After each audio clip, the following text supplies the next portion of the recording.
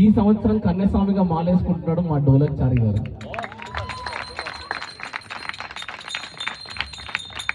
ఈ ఇయర్ అయ్యప్ప స్వామి భజన లిస్ట్ శ్రీరామజనంలో పెడతానండి. చాలా మంది ఎదురు చూస్తున్నారు, చాలా ఫోన్లు కూడా చేశారు.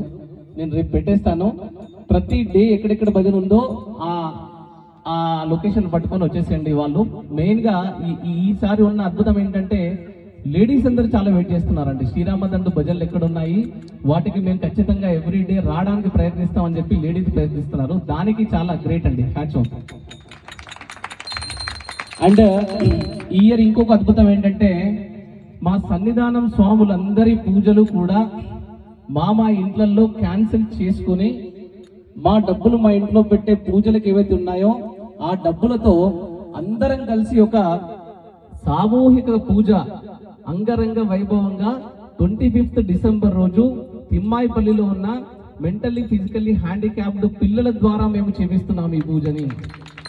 ఎట్టి పరిస్థితిలో చాలా అధిక సంఖ్యలో అందరూ కూడా పాల్గొని ఆ పిల్లలకి మన ఆశీర్వాదం ఇవ్వాలని చెప్పి మనస్ఫూర్తిగా కోరుకుంటానండి.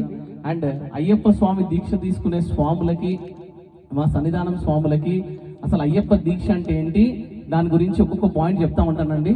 మీరు ఒక పాట పాడిన తర్వాత చెప్తాను. నెక్స్ట్ ఎవరు రెడీ ఉన్నారు పాడడానికి?